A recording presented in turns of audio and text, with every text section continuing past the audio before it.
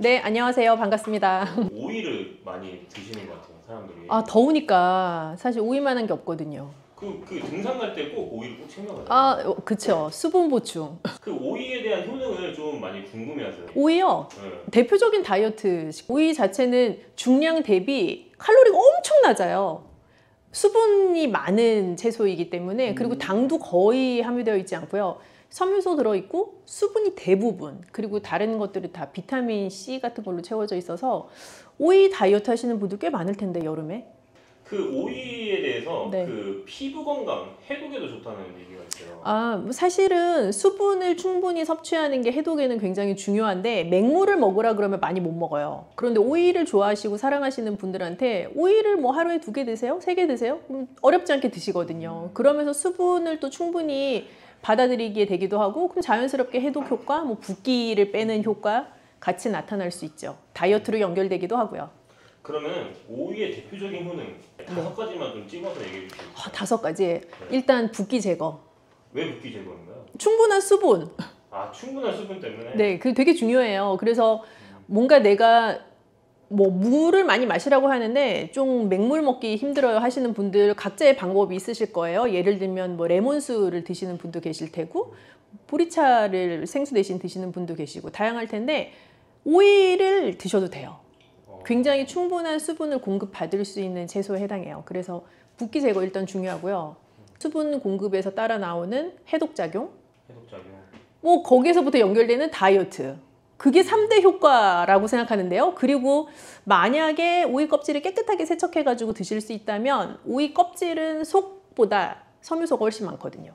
그래서 섬유소도 같이 먹을 수 있고, 그럼 당연히 장 건강에도 도움이 되겠죠.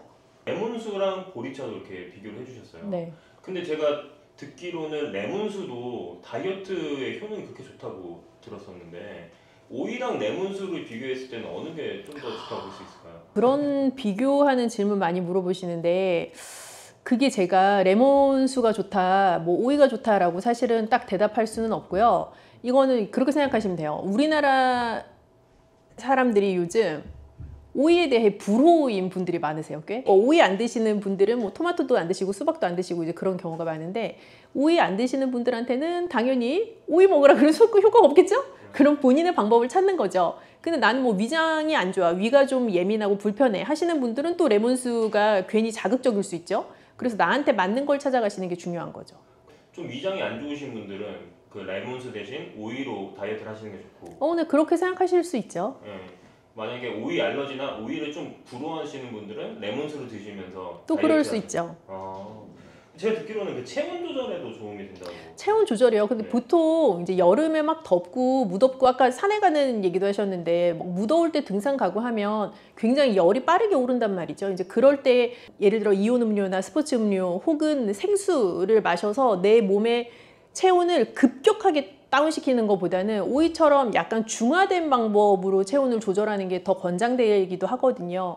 그래서 조금 천천히 적정한 밸런스로 체온을 돌이킬 수 있다는 장점이 있죠. 그럼 땀이 많이 났어요. 그럼 땀이 난다는 거는 수분만 빠져나가는 건 아니거든요. 내 몸에 있는 전해질이 같이 밖으로 나가는 건데, 그렇기 때문에 스포츠 음료, 이온 음료를 먹으면 수분도 먹는 거지만 전해질도 같이 공급을 받는 거라, 생수보다는 이온 음료가 오히려 빠르게 수분과 전해질을 보충할 수 있다 라고들 알고 계시고, 그거는 맞는 말이긴 해요. 그런데 내가 굉장히 막 머리 끝까지 열이 오른 상태인데 정말 막 이가 시리고 차가울 만큼의 그 음료를 벌컥벌컥 마셔서 내 속은 굉장히 빨리 차가워지고 내 밖에는 아직 열이 남아있는 상태보다, 내가 그냥 천천히 씹어 먹으면서 내부의 열을 같이 중화시켜 내보낼 수 있는 오이 같은 방법이 조금 더 안전한 방법일 수 있는 거죠. 나이가 들수록 더 그렇고요.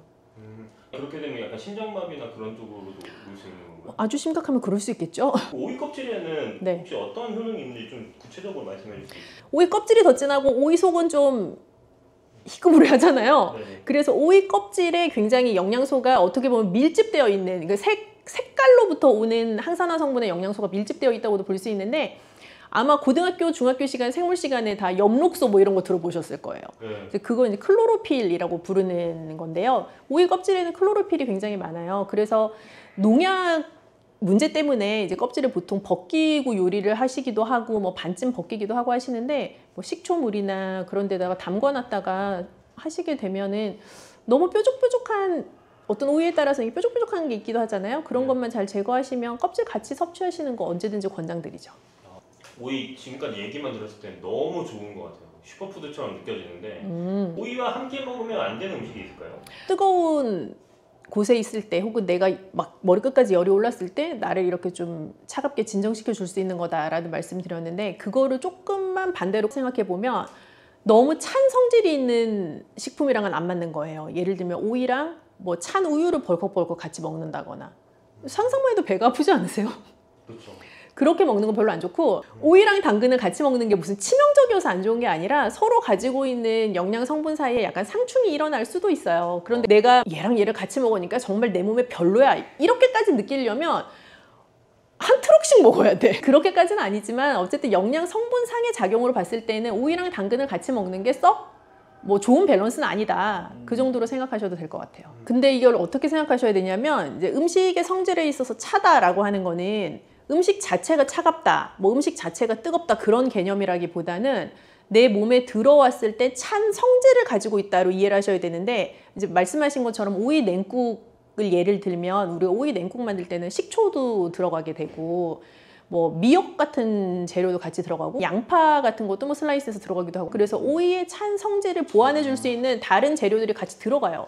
그 오이 냉국 자체는 오히려 여름철에 더 수분을 빠르게 공급해 줄 수 있고 좀 입맛도 돋궈줄 수 있는 메뉴가 되기도 하죠. 양파나 이런 것처럼 오이 냉국에 들어가면 좋은 재료들 좀 몇 개. 미역, 양파, 그리고 뭐 식초 반드시 들어가니까 좋은 식초. 요즘 많이 말씀하시는 뭐 발사믹 식초 같은 것도 비싸다고 다 좋은 건 아니고요. 그냥 나한테 맞는 적당한 향을 가지고 있는, 그리고 뒷면 돌려보셨을 때 뭔가 첨가물 없이 자연 발효된 그런 식초는 뭐 브랜드 상관없이 모두에게 좋죠. 레몬수는 사실은 마시면 나중에는 배가 고플 것 같은데, 근데 이것도 말하자면 다이어트를 하려면 너무 많이 먹으면 안 될 텐데. 레몬수도 다이어트에 도움이 되고 오이를 먹는 것도 다이어트에 도움이 되는 건 사실인데, 이제 질문의 핵심은 레몬수를 먹으면 배가 꺼져서 후속적으로 음식을 더 많이 먹게 되지 않냐, 뭐 이제 그런 심도 있는 질문이었던 것 같아요. 뭐 그럴 수도 있지만요, 사실 레몬에 들어있는 성분이 소화가 잘 되게 해주는 성분도 분명히 있지만 그 자체를 가지고 나의 식욕을 약간 저하시킬 수 있는 효과가 있기도 또 해요. 그래서 레몬을 먹고도 내가 위장이 좀 불편한 걸 느끼지 않고 위가 예민하게 느껴지지 않으시는 분들이라면 하루에 한 반 개 정도의 레몬을 이렇게 생수에다가 채워놓고, 즙을 짜서 채워놓고 그거를 수시로 마시는 건 전 추천드리고 싶고, 그러면 자연스럽게 레몬 안에 들어있던 강력한 비타민 C의 항산화 성분도 내가 섭취할 수 있기 때문에 뭐 꼭 소화가 잘 돼서 배가 고파진다? 물론 그런 부작용이 있을 수 있지만 그래도 레몬수의 엄청난 효과는 여전히 있다고 생각하고요. 레몬수보다 나는 오이파야 하시는 분들은 오이를 많이 먹어서 열량을 과다 섭취하여 다이어트에 도움이 안 된다라고 생각하시려면 정말 한 2트럭 드셔야 돼요. 오이는 거의 열량이 없는 채소라고 생각하시면 돼서, 오히려 과량의 오이를 먹었을 때 나타날 수 있는 문제는 뭐 설사가 난다거나 하는 이슈가 차라리 생길 수가 있죠. 이게 과열량을 섭취하게 되는 확률은 거의 없고요. 그래서 오이를 뭐 내가 하루에 몇 개까지 다이어트 할 때 먹어도 되냐, 그럼 제가 여기서 30개까지 드셔도 됩니다, 이렇게 말씀드릴 수는 없고, 뭐 하루에 한 양심적으로 한 3개 정도까지 되지 않을까. 왜냐하면 사실 이제 나이가 들수록 나타나는 공통 문제 중에 하나가 변비거든요. 그래서 변비 환자에게 우리가 일반 젊은 성인들이 먹고 약간 복통과 설사를 유발할 수도 있는 그런 재료를 주어서 화장실을 잘 가게 해도 되냐, 굉장히 위험한 발상이에요. 그래서 변비라는 게 여러 이유에서 비롯될 수가 있는데, 우선 노년기에 찾아오는 변비의 이유는 크게는 2가지예요. 이제 식사량 자체가 많이 줄어서 내가 위에서 먹어야 밑으로 내려갈 게 있는데 이제 그렇게 할 만큼 밀어내줄 수 있는 게 없어서 변비가 오기도 하고, 2번째는 모든 소화기관은 결국 근육의 작용이에요. 그래서 내가 근력 자체가 점점 빠져나가기 때문에 이제 소화를 이게 꿈틀꿈틀거리면서 시켜줄 수 있는 힘이 많이 딸리게 되고, 그래서 변비가 올 수가 있거든요. 그 2가지 이유 모두 다 사실은 어찌 보면 자연스러운 노화의 과정이기는 한데, 변비라는 건 굉장히 괴롭죠. 그러나 뭔가 배탈을 유발할 수 있을 것 같은 뭐 찬우유 이런 거를 먹고 화장실에 가야지, 그건 되게 위험해요. 그래서 전혀 권하지 않습니다. 우리 어릴 때는 요즘은 뭐 마스크팩 같은 게 많지만, 그때는 너도 나도 얼굴에 오일을 붙이고 있었는데. 그렇죠. 아주 훌륭한 질문입니다. 한 3주 동안 다뤄야 되지만 이제 피부 건강과 먹는 것에 대한 얘기를 또 해야 되거든요. 예전에 이렇게 얇게 오이 썰어가지고 이렇게 붙이고 있고 뭐 엄마들이 화들짝 놀라서 일어나면 오이 막 떨어지고 막 이런 그 시절에 말이죠. 그 오이팩이 정말 좋아요. 왜 좋은데? 라고 하실 텐데요. 일단 오이 냉장고에서 나왔잖아요. 시원하잖아요. 그 슬라이스 얇게 하면 얼굴이 탁 붙거든요. 시트지처럼. 그래서 일단 내 얼굴에 올라있는 이 열을 다운시키는 데 굉장히 도움이 되고 뭐 당연히 얼굴 열이 이렇게 내려가니까 사람 기분이 좋아지지 않겠어요? 그러니까 오이의 상큼한 냄새도 나면서 얼굴 열도 좀 내려가고 이 피부에 즉각적인 수분 공급도 되는 것 같고 하니까 기분이 당연히 좋죠.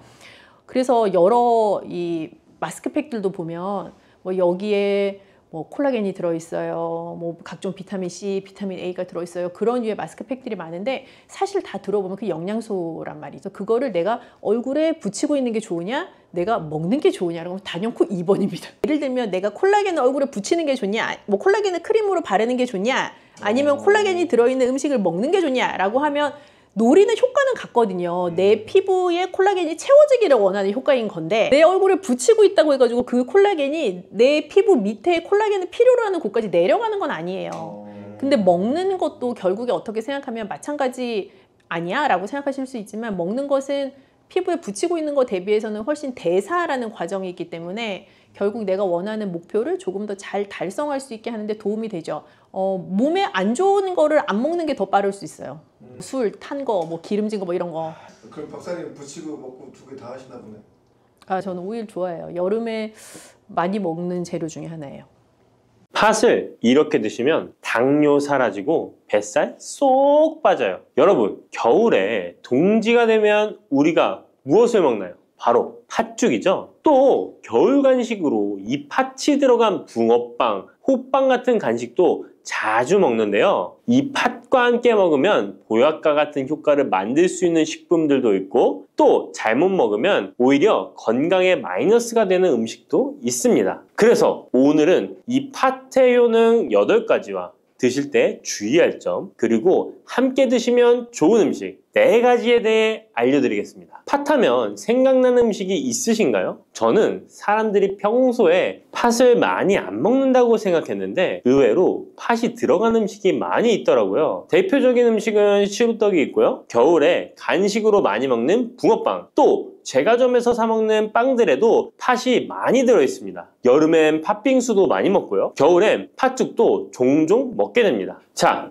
이런 팥 요리를 집에서 해먹는 경우도 많은데 팥을 집에서 직접 삶을 때 혹시 소다를 넣고 삶는 분들 많으시지 않나요? 팥을 삶을 때 소다를 넣게 되면 팥의 색상이 더욱 선명해지고 팥을 더욱 부드럽게 해주어 팥을 삶는데 걸리는 시간을 단축시켜주기 때문인데요. 하지만 앞으로는 절대 소다를 사용하시지 마시기 바랍니다. 그 이유는 소다를 넣고 팥을 삶게 되면 팥의 영양소가 파괴돼서 팥에 좋은 성분을 먹을 수 없게 되기 때문인데요. 자, 그래서 어떻게 팥 요리를 하는 게 좋은지 알려드릴게요. 팥을 삶을 때 먼저 흐르는 물에 깨끗이 세척해서 이물질을 제거 주시고요. 물에 담가 약 4시간 정도 불려주십니다. 그렇게 불린 팥을 물에 넣어 삶아주면 붉은색의 팥 삶은 물이 생기잖아요. 바로 이 팥을 삶은 물이 건강에 정말 좋다는 사실 알고 계셨나요? 그 이유는 팥에 들어있는 사포닌이라는 성분 때문입니다. 간혹 팥 삶은 첫물에는 팥에 독소가 있어서 버려야 한다는 분들이 계신데요. 이는 잘못된 정보입니다. 왜냐하면 팥 삶은 첫물에 사포닌 성분이 가장 많이 들어있기 때문에 이걸 버리지 마시고 따로 담가 두었다가 하루에 한두 잔씩 차로 드시면 좋습니다. 자, 그럼 이제 팥의 구체적인 효능에 대해 말씀드릴 건데 첫 번째는 혈관 건강에 많은 도움이 된다는 것입니다. 앞에 말씀드린 팥물은 혈관 청소부라는 별명이 있을 정도로 혈관을 깨끗하게 해주는 효능이 있습니다. 그 이유는 팥에 함유된 강력한 항산화 성분인 안토시아닌이 혈관 내 활성산소를 제거해줘서 혈관 세포 손상을 예방해주기 때문입니다. 또한 안토시아닌은 혈관 내의 염증을 줄여줘서 염증성 질환에도 좋은 효과가 있고요. 나쁜 콜레스테롤 수치를 줄여주는 효과가 있어서 고지혈증을 예방하며 심장 질환의 위험도 줄이는데 큰 도움을 줄 수 있습니다. 이뿐 아니라 조선시대 기록에 보면 이 팥물로 세안을 했다는 기록이 있는데요. 팥물로 세안을 하면 피부의 노폐물을 제거하는 데 좋고 피부를 맑고 건강하게 해준다고 합니다. 비누가 없던 시절에 피부 건강을 위해 사용했던 선조들의 지혜가 정말 놀랍지 않나요? 당뇨병의 개선에 도움을 준다는 것입니다. 2014년에 발표된 한 연구에서 팥을 섭취하는 것이 2형 당뇨병 환자의 혈당 수치와 인슐린 저항성을 개선하는데 도움이 되는 것으로 보고가 됐습니다. 이 연구에서는 4주 동안 매일 팥을 섭취한 결과 당뇨 환자들의 공복 혈당 수치가 무려 평균 19.5% 감소하였고 인슐린 저항성 또한 줄어든 것으로 나타나서 당뇨가 있거나 당뇨 예방이 필요하신 분들은 꼭 팥을 꾸준히 드셔보시기 권해드립니다. 세 번째 팥의 효능은 몸의 부종을 제거하고 다이어트에 도움을 주는 것입니다. TV에서 연예인들이 이 팥으로 다이어트를 해서 효과를 봤다고 했던 적도 있었고요. 한의학 책 중에 본초 강목에 보면 팥을 오랫동안 먹으면 여위고 마르기 때문에 살찐 사람이 먹는 것이 좋다라는 내용이 나옵니다. 그래서 한의원에서 다이어트 처방을 할 때도 팥을 쓰는 경우가 많이 있는데요. 그 이유는 바로 팥에 들어있는 칼륨 때문입니다. 팥에는 쌀의 10배 이상, 바나나에 약 4배 이상의 칼륨이 들어있는데요. 이 칼륨이 몸 안에 나트륨 배출을 도와서 당뇨 환자들의 신장 부담을 줄여주고 혈압 상승을 억제해주는 효능이 있고요. 또한 이뇨작용이 있어서 이를 통해 부종을 줄여줄 수가 있습니다. 그래서 우리가 보통 물살이라고 부르는 잘 부으면서 살이 찌는 분들은 다이어트에 이 팥을 이용하시면 효과를 볼 수가 있습니다. 그래서 그에 대한 연구 결과도 있었는데요. 실험주에 팥 추출물을 먹였더니 근육 손실 없이 체지방 함량이 30% 이상 줄었고 몸무게도 37%나 감소했다고 합니다. 사람과 똑같을 수는 없지만 분명히 팥이 체중 감량에 도움이 된다는 결과라고 볼 수가 있습니다. 네 번째, 팥의 효능은 변비를 개선하는 데 도움을 주는 겁니다. 팥에는 사포닌뿐 아니라 많은 식이섬유가 들어있기 때문인데요. 사과에 비해서 약 10배나 많은 식이섬유가 들어있습니다. 그래서 팥을 섭취하게 되면 이 식이섬유가 장 운동을 활발히 하고 대변을 부드럽게 만들어 배변을 원활하게 해줄 수 있고요. 또한 이 식이섬유는 장에 있는 유익균들에게 풍부한 먹이를 제공해주기 때문에 장내 유익균의 증식에도 직접적으로 효과를 줍니다. 이를 통해서 장의 전반적인 환경을 좋게 바꿔줄 수가 있고 이것은 몸의 면역력 향상과도 연결되어 있기 때문에 우리가 프로바이오틱스를 복용할 때도 팥을 함께 드셔보면 그 효과가 커지는 것을 느끼실 수가 있을 겁니다. 다섯 번째 팥의 효능은 탈모 예방에 도움을 준다는 것입니다. 나이가 들면서 머리숱이 점점 없어져 고민하시는 분들 정말 많은데요. 팥과 함께 천연 탈모약이라 불리는 수수를 함께 드신다면 탈모 예방에 큰 도움을 받을 수 있습니다. 그 이유는 바로 팥과 수수에 들어있는 비오틴이라는 성분 때문인데요. 이 비오틴은 모발의 모공에서 자라는 단계부터 필요하고 손상된 머릿결이 재생되는 데까지 관여하는 정말 중요한 성분입니다. 건강한 머릿결을 만드는데 꼭 필요한 성분이라고 할 수 있습니다. 비오틴이 몸속에서 부족한 현상이 나타나면 머리카락이 얇아지면서 많이 빠지게 되고 또한 두피가 건조해지고 가려움증이 생기면서 탈모를 가속화할 수 있습니다. 그런데 팥에는 이 비오틴뿐 아니라 모발 성장에 도움이 되는 아미노산이 풍부하고 수수에는 미네랄 성분이 풍부하여 머리카락을 건강하게 유지하는 데 직접적으로 도움을 주게 되고요. 또한 팥과 수수에 함유된 항산화 물질들이 머릿결을 상하게 하는 자유 라디칼 성분을 중화해 주어 머리카락 건강에 큰 도움을 주는 것입니다. 여섯 번째 팥의 효능은 우리나라 사람에 꼭 필요한 탄수화물 소화를 돕는다는 것입니다. 이는 팥에 함유되어 있는 비타민 B의 역할 때문인데요. 비타민 B는 탄수화물, 단백질, 지방을 에너지로 변환하여 우리 몸을 충전해주는 역할을 합니다. 또한 신경 전달 물질인 뉴로트랜스미터의 합성에 관여해 뇌신경을 건강하게 하는 데에도 도움을 줍니다. 팥을 잘 섭취하면 뇌를 건강하게 해주어 치매 예방에도 도움이 되는 것입니다. 자, 앞에서 팥과 함께 먹으면 좋은 음식이 수수가 나왔는데요. 하나 더 말씀드릴게요. 바로 호박입니다. 호박은 기본적으로 여러 영양 성분이 풍부하지만 호박에는 비타민 B가 없어서 호박과 팥을 함께 드시면 서로의 부족한 부분을 채워줄 수가 있고요. 또한 호박에도 소화 기능을 개선해주는 기능이 있어서 팥과 함께 드시면 시너지 효과가 있고요. 그리고 팥처럼 호박에도 이뇨작용이 있는데요. 팥과 호박의 이뇨작용은 과정이 약간 다릅니다. 팥은 몸속의 부종, 노폐물과 독소를 빨아들여서 배출하는 이뇨작용을 하는 것이고요. 호박은 신장에서 만들어지는 호르몬의 분비를 억제하여 이뇨작용을 촉진하게 되는데 이렇게 되면 신장에 과다하게 축적되는 수분을 배출하는 역할을 해줄 수가 있어서 더 도움이 될 수 있습니다. 7번째 팥의 효능은 빈혈을 개선하는 데 도움을 주는 것입니다. 보통 우리 몸에 철분이 부족해지면 빈혈 증상이 나타나죠. 빈혈로 인해 어지러움, 두통, 체력 저하 등의 증상이 나타나게 되는데 팥에는 앞에서 얘기한 단백질, 식이섬유, 칼륨, 비타민, 비오틴뿐만 아니라 바로 칼슘과 철분 또한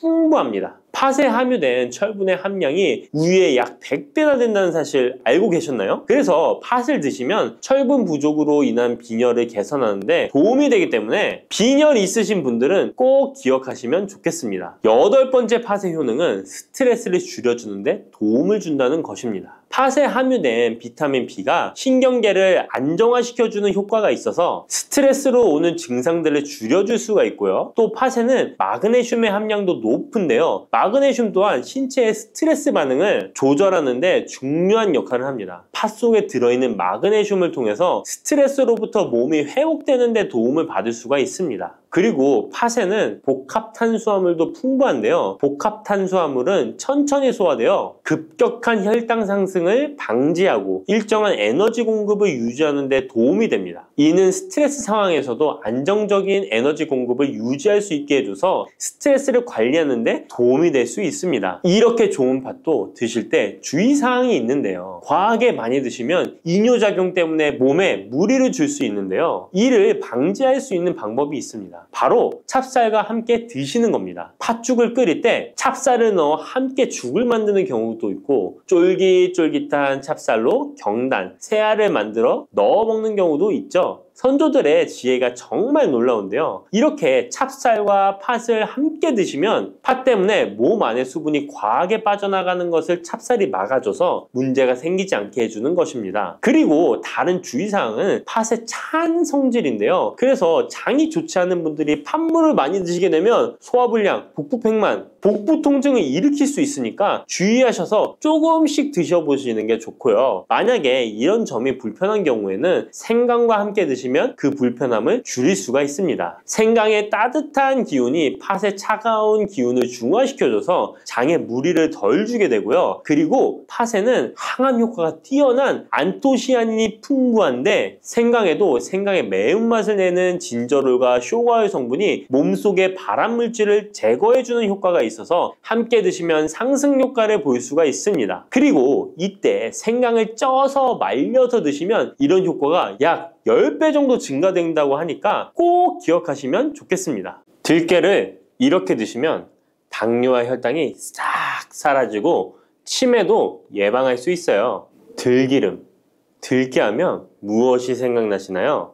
들기름에 북어와 미역국을 구수하게 볶아 시원한 북어 미역국을 끓여 먹어도 정말 맛있죠? 건강에도 좋다는 이 들기름과 들깨 잘못 먹으면 암에 걸리고 혈관 건강에도 악영향을 줘서 치매도 유발할 수 있다는 사실 알고 계셨나요? 들깨의 효능과 어떻게 먹을 때 건강을 해쳐 암에 걸리고 치매를 유발하는지 그리고 어떻게 먹는 것이 건강하게 먹는 방법인지 어떻게 보관하는 것이 가장 좋은 방법인지 들깨에 대한 모든 것 알려드릴게요. 나이가 들면서 산책하기도 힘들고 관절이 쑤시고 무릎 통증 때문에 힘드시지 않으신가요? 들깨의 첫 번째 효능은 바로 관절염에 좋다는 것입니다. 무릎이나 관절 통증 때문에 병원에서 진통제를 처방받으시잖아요. 이때 처방받는 진통소염제의 역할은 몸속에 프로스타글란딘이라는 물질의 생성을 억제해서 통증을 막아주는 건데요. 들깨 속에는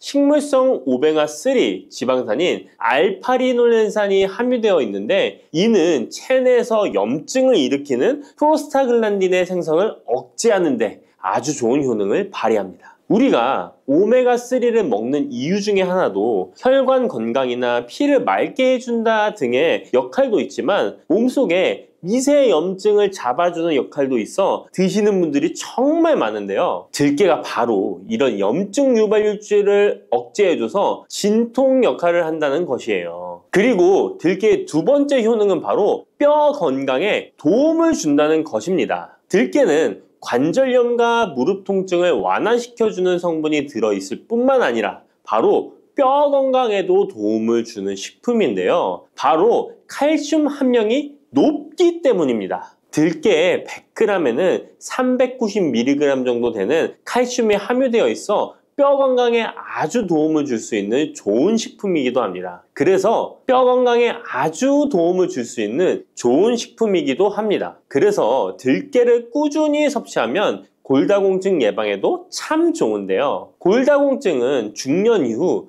노화가 진행될 때 영양 불균형이 생기면서 많이 발병하게 되는데요. 여성의 경우 폐경 이후에 골밀도가 많이 감소해서 골다공증이 발생하는 경우가 많습니다. 노인의 골반 골절은 65세 이상은 30%가 1년 내에 사망하고 80세 이상은 50%가 2개월 내에 사망할 수 있으므로 노인의 뼈에 대한 관리는 매우 중요한데요. 골다공증의 관리는 뼈 건강을 유지하고 골절 위험을 줄이기 위해 중요합니다. 뼈 건강을 위해 들깨 꾸준히 섭취하는 게 좋겠죠? 나이가 들면서 깜빡깜빡하는 일이 잦아지고 기억력이 떨어져 고민되시는 분이 많으시죠? 이제 걱정하지 마세요. 세 번째 들깨 효능은 바로 뇌 건강, 뇌신경을 튼튼하게 해주고 기억력을 높여주며 치매를 예방하는 데 도움을 준다는 것입니다. 이렇게 좋은 효능이 있는 이유는 들깨에 바로 아까 잠깐 말씀드린 오메가3가 풍부하게 함유되어 있기 때문입니다. 오메가3는 등푸른 생선에 많이 함유되어 있다고 알고 계시잖아요. 이것은 동물성 오메가3고요. 식물성 오메가3인 알파리놀렌산이 들깨에 많이 함유되어 있는데요. 들깨에 함유된 지방산 중에서 60%가 바로 알파리놀렌산입니다.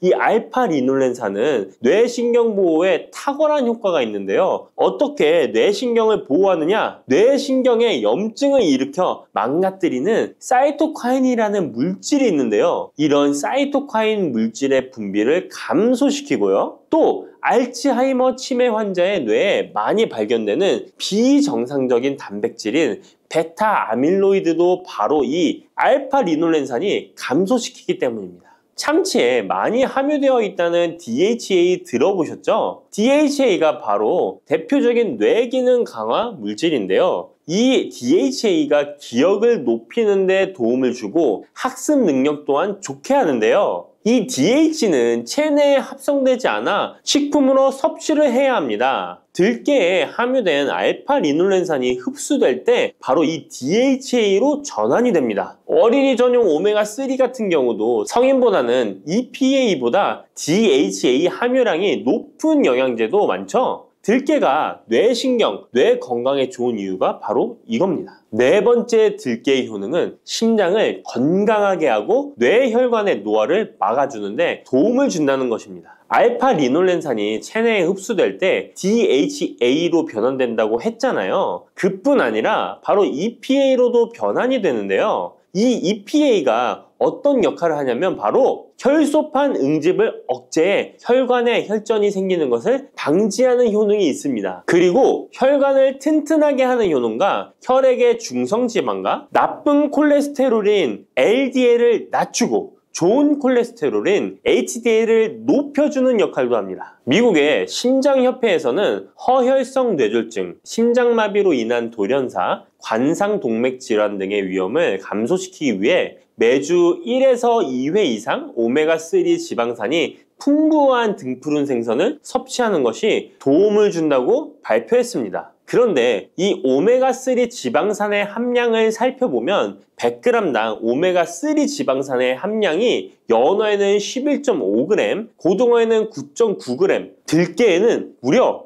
63.1g이나 함유되어 있습니다. 정말 많이 함유되어 있죠? 들깨에는 연어에 비해 5배 이상 들어있다는 것입니다. 들깨를 꾸준히 드셔서 혈관도 건강하게, 심장도 튼튼하게 유지하시기 바랍니다. 5번째 들깨의 효능은 바로 변비에 좋다는 것입니다. 들깨의 껍질에는 식이섬유가 풍부한데요. 들깨 100g에는 18g 정도로 풍부한 식이섬유가 함유되어 있습니다. 이 식이섬유는 장내에서 수분을 흡수하게 되는데요. 수분을 흡수하여 대변을 무르게 하고 장 운동도 촉진하여 변비를 예방하는 데 도움을 주는 것입니다. 또한 불포화 지방산이 풍부한데요. 들깨에 함유된 리놀렌산이 대장의 염증을 억제해주고 변비로 인해 발생할 수 있는 대장질환 또한 예방하는 데 도움을 줄 수 있습니다. 6번째 들깨의 효능은 바로 췌장을 건강하게 하는데 도움을 준다는 것입니다. 들깨에 풍부하게 함유된 루테올린이라는 성분이 있는데요. 이 성분이 몸 안에서 인슐린에 대한 반응도를 높이는 기능을 합니다. 이게 무슨 말이냐면 췌장에서 인슐린을 조금만 분비하게 돼도 몸 안에서 이 인슐린이 작용을 잘해서 혈당이 급격히 올라가는 것을 막아주고 이렇게 되면 췌장에서 인슐린 분비를 줄일 수 있겠죠. 이렇게 췌장의 부담을 많이 덜어줄 수 있다는 것입니다. 루테올린을 통한 인슐린 반응도가 높아지면 당뇨도 예방할 수 있고 혈당 조절에도 많은 도움을 받을 수 있는 것입니다. 7번째 들깨의 효능은 알레르기성 질환을 예방하는 데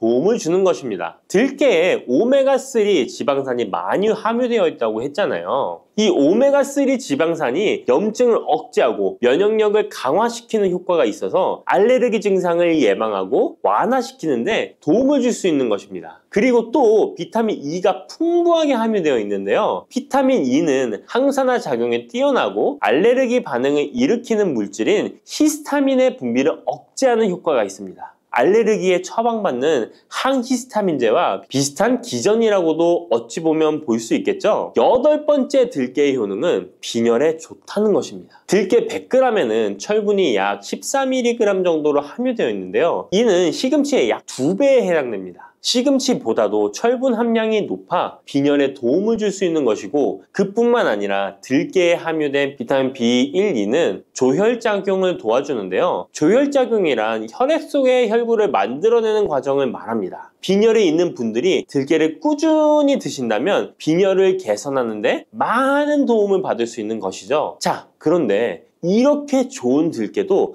가장 취약한 단점이 있습니다. 그것은 바로 열에 약하고 쉽게 산패된다는 것입니다. 일반적으로 통들깨보다는 들기름으로 많이들 섭취하게 되시는데요. 이 들기름을 짤 때의 방법이 중요합니다. 보통은 200도 이상으로 들깨를 달달 볶아서 기름을 짜게 되는데요. 이때 몸에 좋은 오메가3 지방산이 대부분 파괴가 됩니다. 그래서 들기름을 드실 때는 저온에서 압착한 기름을 사용하시는 것이 좋습니다. 저온에서 압착한 기름은 제가 하단 링크에 있으니까 잘 구경해 보세요. 저온 압착유 또는 생들기름이라고도 하는데요. 이 기름을 요리에 사용할 때에도 열에 오랫동안 가열하지 마시고 요리가 끝나갈 무렵에 들기름을 넣어주시거나 먹기 직전에 드레싱을 하여 드시는 것이 좋습니다. 들기름은 또한 산패가 쉽게 되는데요. 들기름이 산패되면 벤조피렌이 생성되게 되는데 이게 1급 발암물질입니다. 산패된 들기름을 지속적으로 드시게 되면 발암물질을 계속 먹게 되는 것이죠. 그래서 들기름의 사용기한을 지켜주시는 것이 좋은데요. 보통은 2달 이내로 드시는 것이 좋고 개봉을 하셨다면 1달 이내에 소비하시는 것을 권장드립니다. 보관 방법도 정말 중요한데요. 신문지나 검은 비닐 등으로 감싸서 빛을 차단하고 밀봉한 상태에서 반드시 냉장 보관하시기 바랍니다. 만약 실온에 두신다면 들기름의 산패는 급속히 진행되기 때문입니다. 그런데 이 들기름을 오래 보관할 수 있는 방법도 있는데요. 그것은 참기름과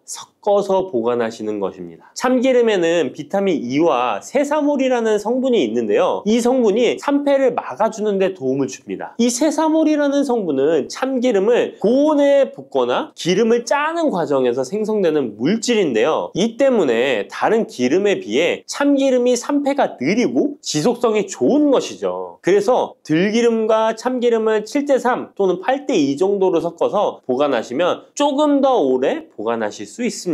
그런데 들깨를 기름으로 드시게 되면 들깨 껍질을 섭취할 수 없는데요. 들깨 껍질에 몸에 좋은 식이섬유와 대표적인 항산화 물질인 폴리페놀 성분들을 다 버리게 되는 것입니다. 그래서 들깨를 제대로 드시려면 들기름보다도 통들깨 자체로 드시는 것이 좋습니다. 마트에 가면 통들깨보다도 들깨 가루를 많이 판매하시는데요. 들깨 가루는 산패가 빨리 되기 때문에 통들깨를 구매해 드시길 바랍니다. 통들깨를 구매하시면 그 안에 작은 돌이라든지 이물질이 들어있어 세척을 잘 해주셔야 되는데요. 세척하는 방법 알려드릴게요. 먼저 들깨를 물에 담가 씻어줍니다. 그리고 물 위에 뜨는 것만 채로 걷어 옮겨주시기 바랍니다. 그렇게 하면 바닥에 이물질만 남는데요. 이것을 버리고 또 물에 담가 씻어주고 물 위에 뜨는 것만 채로 걷어 옮겨주시면 됩니다. 이 같은 작업을 3번, 4번 반복해주면 되는데요. 이렇게 하면 통들깨를 깨끗하게 세척할 수 있습니다. 깨끗하게 세척한 통들깨는 자연 건조해 주셔도 되긴 하지만 시간이 오래 걸리니 팬에 담아 약한 불로 건조시켜 주시거나 쉬운 방법은 전자레인지를 이용하시면 됩니다. 전자레인지를 이용한 건조 방법 알려드릴게요. 세척한 통들깨를 접시에 담아 주시고요. 이렇게 해서 5분 정도 돌려주시고요. 상태를 확인해 줍니다. 아직 덜 건조되었을 거예요. 한 번에 오랜 시간 전자레인지에 돌리면 들깨가 탈 수 있으니까 이렇게 5분 정도씩 돌려가며 상태를 확인해 주면서 완전히 건조될 때까지 이 작업을 해주시면 됩니다. 완전히 건조된 통들깨는 그냥 스푼으로 떠서 드셔도 되고요. 먹을 만큼씩 믹서기에 갈아서 음식에 넣어 드셔도 되고 통들깨 자체로 음식에 넣어 드셔도 됩니다. 이렇게 하시면 들깨를 산패되지 않은 상태로 신선하고 건강하게 버리는 것 없이 드실 수 있습니다. 물렁한 복숭아 좋아하세요? 아니면 딱딱한 복숭아 좋아하세요? 사람들마다 본인이 좋아하는 복숭아의 종류가 따로 있죠. 백도, 황도, 천도, 요즘엔 신비 복숭아라는 것도 인기가 참 많은 것 같습니다. 냉장고에 뒀다 먹으면 달콤하고 부드럽고 향긋한 복숭아는 참 맛이 좋은데요. 여름철 대표 과일 중 하나인 복숭아도 함께 먹으면 의사들도 놀란 만큼 몸에 좋은 음식도 있고 또 복숭아도 잘못 드시면 우리 몸에 독이 될 수도 있습니다. 달콤한 과일인 복숭아는 당뇨 있는 분들이 꺼려하는 과일 중에 하나이기도 하는데요. 이 복숭아도 올바로 알고 드시면 당뇨가 있는 분들에게도 보약이 될 수 있습니다. 지금부터 복숭아와 함께 먹으면 보약이 되는 음식, 그리고 복숭아 드실 때 주의할 점과 복숭아의 효능까지 모든 것 알려드릴게요. 여름 과일의 여왕이라는 별명을 가진 복숭아는 더운 날씨에 다양한 영양소와 수분이 많아서 피로 해소와 식욕 증진에 도움을 줄 수 있습니다. 특히 복숭아에는 우리 몸에 흡수가 빠른 각종 당류와 수분, 비타민, 구연산 무기질 등이 풍부하게 함유되어 있어 더위에 지친 몸에 활력을 불어넣어주며 수용성 식이섬유인 펙틴과 폴리테놀의 함량도 높아서 혈관 건강에도 좋은데요. 펙틴은 혈중 콜레스테롤 수치를 낮추는 데 도움을 주기 때문에 각종 심혈관 질환 예방에 도움이 됩니다. 또한 복숭아에 함유된 칼륨 성분은 나트륨 배출을 촉진하고 혈압을 낮추는 데 도움을 주기 때문에 고혈압, 동맥경화 등을 예방하는 데 도움이 됩니다. 풍부한 식이섬유는 장 건강에 좋은 역할을 주는데요. 소화를 촉진하고 배변의 양을 늘려 규칙적인 배변 활동에 도움을 주기 때문에 변비뿐만 아니라 장 건강 증진에도 도움이 됩니다. 특히 수용성 식이섬유는 장내 유익항균의 먹이가 되어 장내 환경을 개선하는 데 도움을 주어 장 건강과 면역력 증진에도 놀라운 효능을 발휘합니다. 또한 수용성 식이섬유는 위염, 위궤양을 예방하기도 합니다. 복숭아의 달콤함 때문에 당뇨가 있는 분들은 복숭아 먹기가 꺼려지시잖아요. 이제부터는 걱정 말고 드실 수 있을 거예요. 우선 복숭아는 새콤한 맛에 비해 혈당 지수와 혈당 부하 지수가 낮다는 사실 모르셨죠? 복숭아의 혈당 지수는 30에서 50 정도로 낮은 편입니다. 그리고 복숭아 100g, 복숭아 반쪽 정도를 먹었을 때 혈당 부하 지수는 3에서 5 정도로 낮답니다. 그렇기 때문에 당뇨가 있는 분들도 단단한 복숭아를 적당량 먹는다면 혈당에 큰 부담을 주지 않습니다. 게다가 복숭아는 다양한 항산화 성분이 풍부해서 당뇨 관리와 합병증 예방에도 도움이 됩니다. 특히 폴리페놀 성분은 인슐린 저항성을 개선하고 혈당 조절에 도움을 줍니다. 복숭아의 당뇨에 대한 효과는 연구 결과로도 입증되었는데요. 대한영양사협회에서 발표한 연구에 따르면 제2형 당뇨병 환자들이 12주 동안 하루에 200g 복숭아를 섭취했을 때 공복 혈당과 당화혈색소 수치가 감소했다고 밝히고 있습니다. 이 연구 결과는 복숭아가 당뇨 관리에 실질적인 도움이 된다는 걸 보여주고 있습니다. 다만 모든 복숭아가 당뇨에 좋은 건 아닙니다. 물렁한 복숭아는 좋지 않습니다. 조직이 단단해요. 체내에 소화되고 흡수되는 속도가 느린 딱딱한 복숭아를 드시는 것이 좋습니다. 단단한 복숭아를 드실 때 혈당이 급격하게 오르는 것을 막아줄 수 있습니다. 반면에 너무 물렁하고 당도가 높아 보이는 복숭아는 위험할 수 있습니다. 이런 물렁한 복숭아는 부드럽고 금방 소화되기 때문에 혈당을 급격하게 치솟게 만들 수 있습니다. 당뇨 환자의 혈당 관리에는 정말 치명적일 수 있어요. 혹시 복숭아 껍질을 함께 드시나요? 아니면 껍질은 버리고 부드러운 과육만 드시나요? 사실 복숭아 껍질에는 과육보다 무려 5배나 많은 식이섬유가 들어있습니다. 이 식이섬유는 당뇨 관리에 정말 중요한 성분입니다. 식이섬유가 풍부한 식품은 혈당 상승을 억제하고 인슐린 감성을 높여준답니다. 그래서 당뇨가 있는 분들은 복숭아를 껍질째 드시는 것이 좋습니다. 복숭아 껍질의 효과는 이미 여러 연구를 통해 입증되었는데 한국식품연구원에서 발표한 연구 결과에 따르면 복숭아 껍질 추출물이 혈당을 내려주고 인슐린 저항성 개선에 효과가 있다고 보고하기도 했습니다. 껍질에 풍부한 폴리페놀과 식이섬유가 이런 효과를 나타낸 것입니다. 복숭아는 당뇨뿐만 아니라 항암 효과도 있는데요. 복숭아에는 폴리페놀, 카로티노이드 등 항산화 성분이 풍부하게 들어있어 바람의 원인인 활성산소를 제거해주기 때문입니다. 이런 효능으로 각종 암 예방에 도움이 됩니다. 또한 복숭아에 함유된 클로로겐산과 네오클로로겐산은 정상세포에는 영향 없이 유방암 세포의 성장을 억제하는 효과가 있으며 미국 워싱턴 주립대학교 연구팀에 따르면 생쥐를 대상으로 한 실험에서 복숭아 속에 화합물질이 유방암 세포의 성장과 확산을 억제하는 효능이 있는 것으로 나타났다고 합니다. 복숭아를 먹으면 안색이 좋아지고 피부 미용에도 좋아 미인이 된다는 말이 있는데요. 실제로 농촌진흥청에서 실험한 결과에 따르면 복숭아 추출물이 멜라닌 색소의 형성을 막는 데 도움을 주기 때문에 피부 미백에 효능이 있다고 보고되었습니다. 또한 복숭아에는 폴리페놀, 베타카로틴, 비타민 등이 풍부하게 함유되어 있어 노화의 원인인 활성산소를 제거해주어 노화 방지에 도움이 된답니다. 복숭아는 수분의 함량이 높아 여름철 지친 피부에 수분 공급을 도와 피부의 활력을 높이는 데에도 탁월한 효능을 발휘합니다.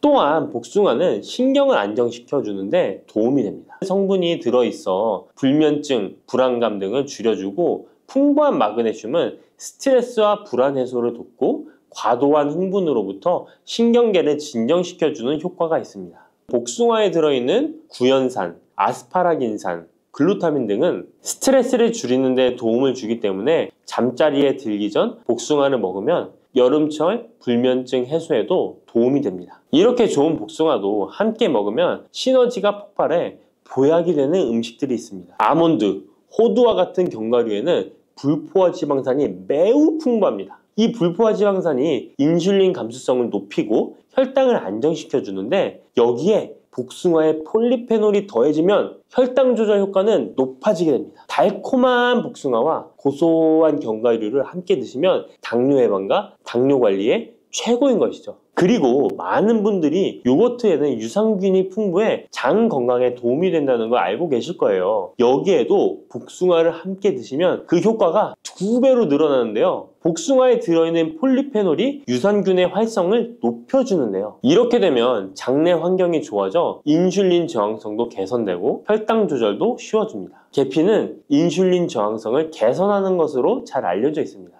매일 계피가루를 조금씩 섭취하는 것만으로도 당뇨 관리에 도움이 되는데요. 계피와 복숭아를 함께 드시면 시너지를 내서 혈당을 안정시켜 줄 수 있습니다. 이렇게 몸에 좋을 것만 같은 복숭아도 드실 때 주의하셔야 할 것들이 있습니다. 언제, 어디서든 먹기 좋은 복숭아, 통조림 잘 알고 계시죠? 복숭아 통조림을 절대 드시면 안 됩니다. 통조림 복숭아에는 설탕의 함량이 매우 높기 때문입니다. 많은 설탕이 들어가 있을 뿐만 아니라 복숭아 자체도 물렁물렁하여 드시게 되면 혈당이 급격히 올라가게 됩니다. 당뇨 환자에겐 치명적일 수 있을 뿐만 아니라 건강한 사람도 자주 드시게 되면 췌장이 망가지고 각종 심혈관 질환의 위험이 높아질 수 있습니다. 게다가 통조림 가공 과정에서 영양소 손실도 많이 일어나게 되는데요. 비타민 C와 폴리페놀 같은 중요한 영양소가 파괴될 수 있습니다. 이렇게 되면 당뇨 관리에 도움되는 성분뿐 아니라 건강에 좋은 여러 영양 성분이 사라져 그냥 단맛 나는 젤리? 비슷한 음식을 먹는 것과 마찬가지가 되는 것입니다. 그러니 통조림 말고 반드시 싱싱한 복숭아를 드시기 바랍니다. 또한 복숭아에도 부작용이 있는데요. 복숭아 알러지 많이 들어보셨죠? 복숭아 알러지가 있거나 복숭아를 먹었을 때 두드러기, 호흡곤란, 설사, 발작 등의 증상이 발생한다면 복숭아는 피하는 것이 좋습니다. 또한 복숭아는 식이섬유의 함량이 높아서 과도하게 많이 먹게 되면 설사, 복통 등의 부작용이 발생할 수 있으니 과다 섭취는 피하시기 바랍니다. 지방 함량이 높은 음식과 함께 섭취하면 복숭아의 유기산이 지방 분해를 막아 배탈을 유발할 수 있습니다. 복숭아 씨앗에는 아미그달린 성분이 많이 들어있기 때문에 과다 섭취 시 사이안화물 중독에 의해 구토나 간 손상, 호흡곤란, 동공 확장, 현기증 등의 부작용이 발생할 수 있으니 복숭아 씨앗 섭취는 절대 하시면 안 됩니다. 복숭아 보관은 어디에? 어떻게 하시나요? 냉장고 아니면 상온에 보관하실 텐데요. 일단 복숭아는 구입한 당일이나 다음날 바로 드시는 것이 좋습니다. 상온에서 2에서 3일 정도 보관했다가 드시면 맛이 가장 좋습니다. 그런데 구매한 양이 많아 전부 못 드시게 되면 냉장 보관하시기 바랍니다. 냉장 온도는 5도 정도의 온도로 유지해 주는 것이 좋습니다. 너무 차갑게 하시면 단맛이 떨어질 수 있으니 추천드리지 않습니다. 그러면 냉장 보관한 복숭아는 바로 꺼내 먹어도 될까요? 시원해서 좋을 수 있지만 먹기 1시간 전에 꼭 상온에 꺼내 두었다가 드시는 것을 추천드립니다. 8도에서 13도 사이가 복숭아가 가장 맛있는 온도입니다. 상온에 잠시 두면 냉장고의 차가운 온도가 풀리면서 복숭아의 달콤함이 살아납니다.